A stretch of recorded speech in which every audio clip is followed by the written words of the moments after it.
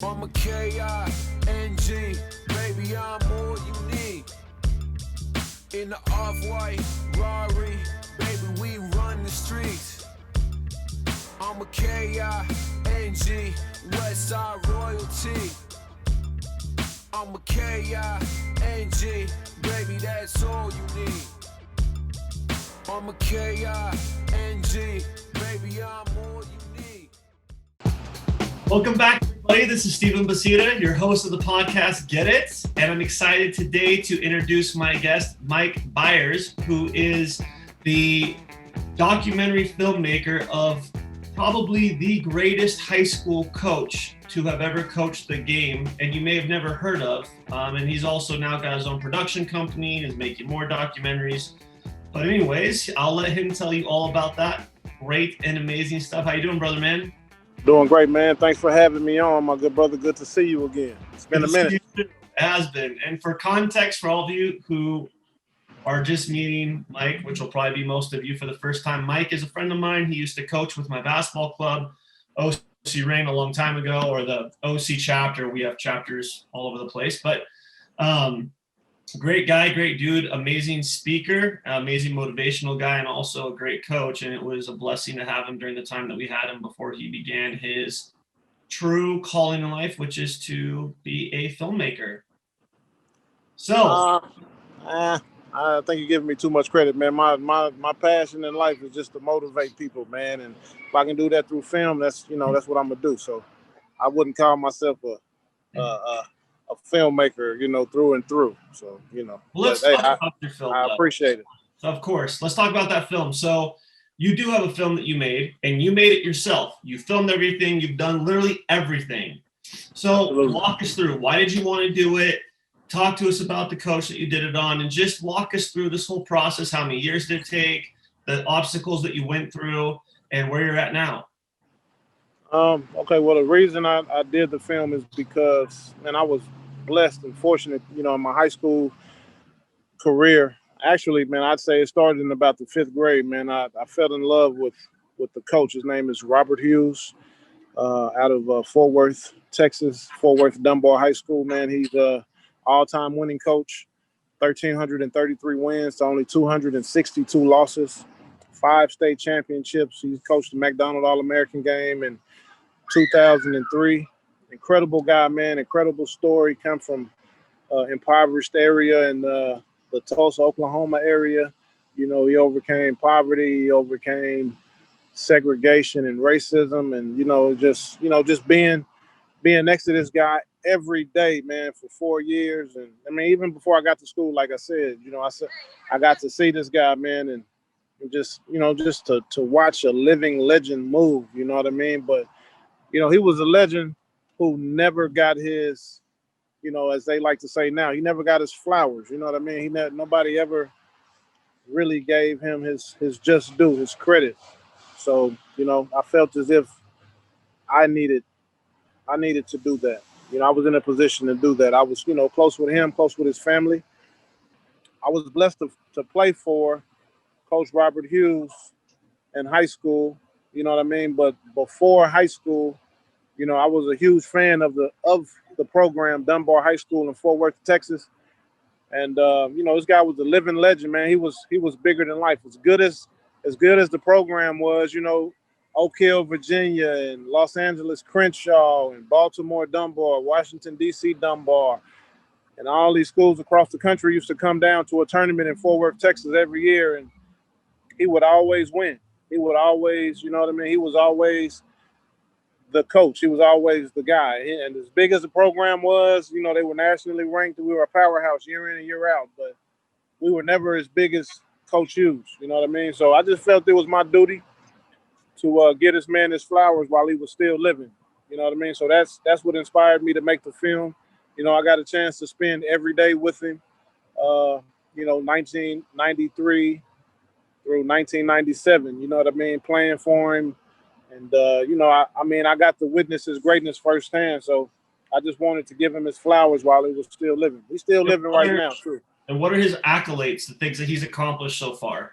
So he's 1,333 wins, most all time for any coaching high school basketball on the men's side. 262 losses. 2017, he was inducted into the Naismith Memorial Hall of Fame. He went in with Rebecca Lobo, Tracy McGrady, Bill Self of Kansas, and a bunch of other, you know what I mean, incredible people. He coached the McDonald's All-American game in 2003, TJ Ford, and I can't remember who all was there, but, you know, this guy was amazing, man. He was absolutely like, you know, I mean, just imagine, you know, just having access to someone legendary, someone who has done nothing else that no one has done. I mean, done something that no one else has ever done. Like just having access to this guy. You know, I got to be around him, like I said, man, for 4 years every day. And just, you know, just that his greatness, man, you know, I don't think I'll ever reach that level of greatness, but you know, it just inspired me to be great, man. You know, I mean, it was something that he wasn't trying to do. He just was being himself. Okay. And so walk us through this documentary process and just how you got it started, how it finished. I know you ran some theatrical releases. What's going so on man, now? when I, you know, to be honest, there were some people who had flirted with doing it at first, but they were from I want to say Louisiana or somewhere near, but not right there, and they didn't really know what it was. And I kind of felt like they were just trying to capitalize on, you know, Coach's story. They didn't really know how great he was and what they were getting themselves into, but it never materialized. So Right. I took it upon myself to say, hey man, you know, I'm going to do this. So believe it or not, man, very first day, August 22nd, 2016, you know, I started to film. It was the first day I filmed. I didn't even have a camera. You know, I didn't have my own camera. I called up my uncle, who's a film major from out here in Los Angeles at USC. And, you know, I just told him my idea, my vision. He grabbed his equipment and we got started, man. And, you know, the more we did it, you know, the more credible the story became, the production became. We got guys like David Aldridge and LaDainian Tomlinson, just like all these great people who have heard about him that wanted to be a part of it. And, you know, it just kept building, man. So for any young filmmaker out there or aspiring filmmaker out there that's looking to put together a project, don't let the resources, you know, block your vision, stop your production. Just go with it, man. Where there's a will, there's a way. And you don't have to have an incredible budget, you know what I mean, to make a film. You know, when you got drive, you got you know, motivation, you know, nothing can stop you. So we actually, November 12th through 15th, we'll be participating in our first of like 4 film festivals on the film. So I'm excited about that. We'll be in Kilgore, Texas at the East Real Film Festival of Texas. That's a pretty big deal, man. And, you know, like, I mean, we were recognized by the Naismith Hall of Fame for doing the film. Like, you know, just different publications all across the country, from the Washington Informer, allhiphop.com. I mean, I could go on and on and on, man. At least 30 publications across the country have recognized the film, man. It was a big deal for my first project. It was something that I just said, hey, I'm gonna do this, you know what I mean? And, you know, no real direction, no real budget. I'm just like, hey, I'm gonna make a film, you know what I mean? And I made it happen. So. And then how long did the film take for you to make? Through my you know, my ignorance of making the films, it took me about 2.5 years. I started in August of 2016, and I released it on May 2nd, 2019, May 2nd of last year. So about 2.5 years, man. You know what I mean? It was quite the project, but I mean, I probably could have got it done faster, but I just wanted to make sure that it was credible. You know what I mean? And I had a lot of people reaching out to me, you know, so I just wanted to make sure I built some credibility with the film. So what were some of those obstacles that you encountered during the time that you were making this? Because obviously this was your first film, and Yeah. you're a first time filmmaker, and right, that's a lot, and you pretty much did everything yourself. Yeah. I mean, so some of the things I ran into, man, is like there was literally times where I had to call guys up like, hey, we got to reshoot because sound quality was poor, visual quality was poor, lighting, lighting was bad, and all these things I had to learn along the way. And I mean, like some of my best interviews were in Phoenix, Arizona, or Springfield, Massachusetts, and different places. So I had to get there, and I literally made this film on a shoestring budget, and it was all types of obstacles, man. Like I said, like from sound to lighting to like people canceling on the interviews. It was just hurdle after hurdle. I mean, it was plenty of reason for us to or for me to give in and just say, you know what, I'll do it later, or I'm just gonna quit. But I was motivated, man. I wanted to get this guy's story out there. Well, and that's the biggest part of it, right? Is having the motivation and the perseverance to keep going. Absolutely. And for you, what was that motivation and perseverance that kept you to keep going? Because obviously I've known you and I knew that you had a ton of obstacles that you had to go through. So what made you keep wanting to go through and do it? I mean, man, I'm a born athlete, man. I've been playing basketball since I was 7, man. I was fortunate enough to play, at a very high level in college, and I played, professionally overseas for 11 years. And, any successful athlete will tell you that, you're going to have roadblocks and obstacles, I mean, in games and, throughout the course of the season, and you just keep pushing, you know what I mean? It's my mentality, man. Like, I've since making the film, I've created another branch of commerce for the business, and I've run into all types of obstacles, man. And it's just like, stopping and turning back and going and resetting is not even an option. You just gotta plow through the obstacles. So I mean, for me, it's like it's simple. It's not I mean, of course there are challenges, but like giving up and stopping and quitting is not an option. And so now that it's been released, what has that been like for you? Honestly, man, it's been cool. I mean, we've sold over 5,000 copies independently. You know what I mean? I've turned down some distribution deals. I was in contact with Warner Brothers for a minute about it. I was in contact with Amazon, but the thing is like there's always a catch. You know what I mean? Like, hey, we want to work with you, but hey, we want to redo this, or can we get directing credits if we do this, and we'll give you producing credits. And I'm just like, yo, I put 2.5 years of blood, sweat, and tears into this. I'm not willing to part ways with anything. You know what I mean? So, it's been good. I mean, I got my website up and running now, so it's been doing pretty well on the website. Like I said, like we're getting rejuvenated.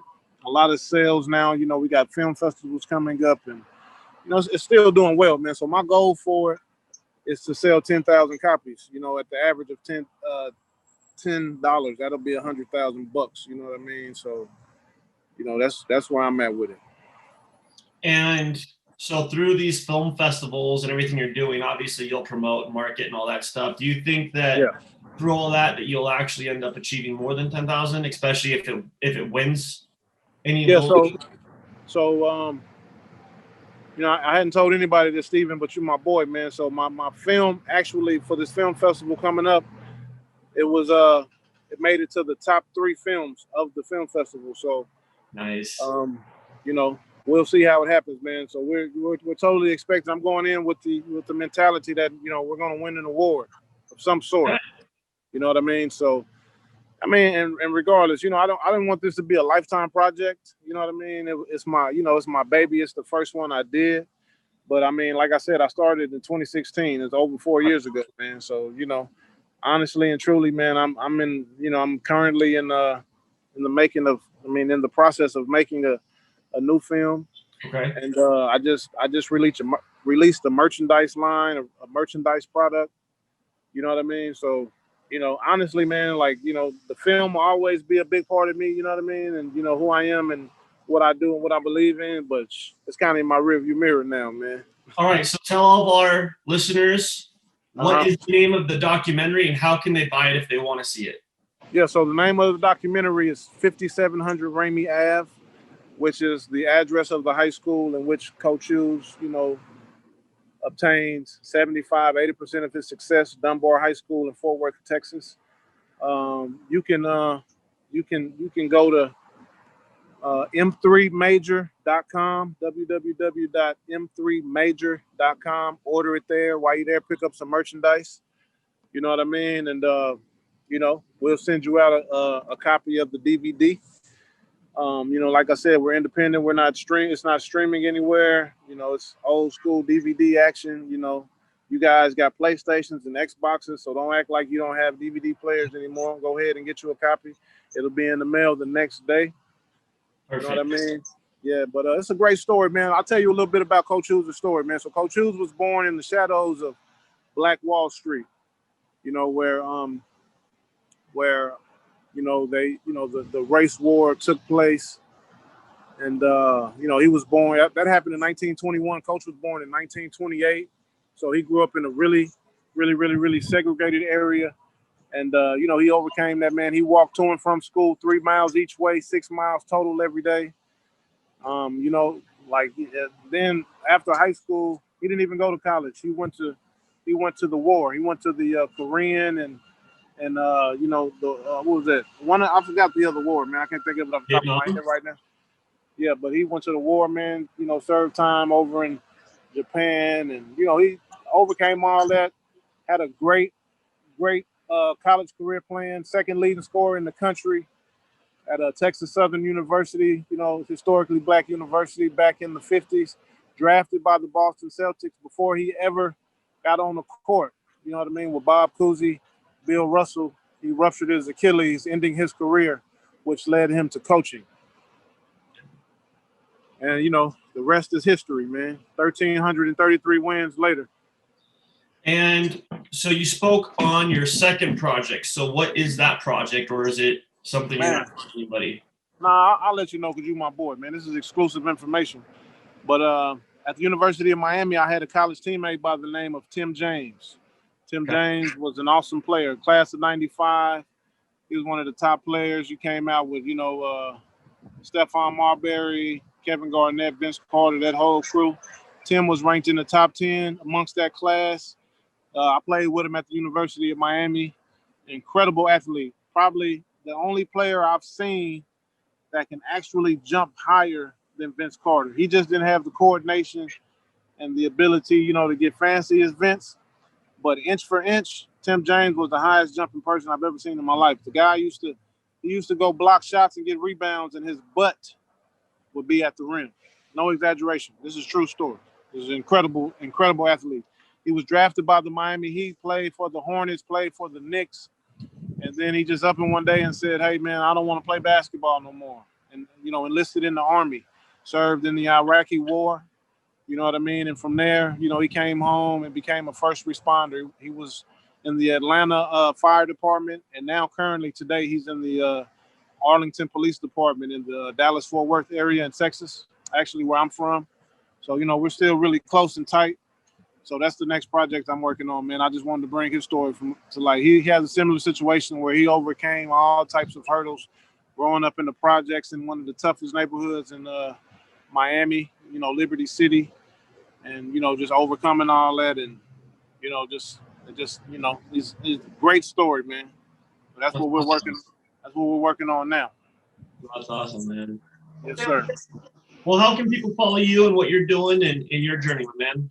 Man, well, follow at your own risk, man. I'm a bit goofy. I'm a bit, I'm a bit on the edgy side, but you can follow me on Instagram under my name, Mike Byars, MikeByars on Instagram.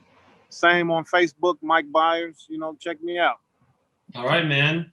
Well, hey, I really appreciate having you. Thank you so much for taking the time. And for those who are listening, make sure that you go ahead and check out his project on his website, buy the DVD. You won't be disappointed, especially if you're a sports fan. And stick with this journey because he's doing more stuff with sports. It'll be fun to watch. Hey, All real right. quick, Steven. Real quick, man. I appreciate you, using your platform to let me tell my story. And for everybody out there checking Steven out, man, Steven is an incredible human being, man. He looked out for me when I was kind of at a low place in my life, you know what I mean? And he extended his home to me. And, Steven is an incredible individual, man. So I just wanted to share that. I appreciate that. Well, thank you, my man. Well, listen, it's been a blessing to have you. And for all my listeners, thank you so much. You're on my podcast. Get it? This is Steven Basita. Hope you enjoyed this episode. Please make sure that if you like it, make sure you subscribe on YouTube, like, comment, share. The same thing on IG. Make sure if you like it, you hit that little heart button, and you can follow me on my Instagram. The tag will be down below. We appreciate you guys. Thank you so much. Look forward to seeing you on the next episode.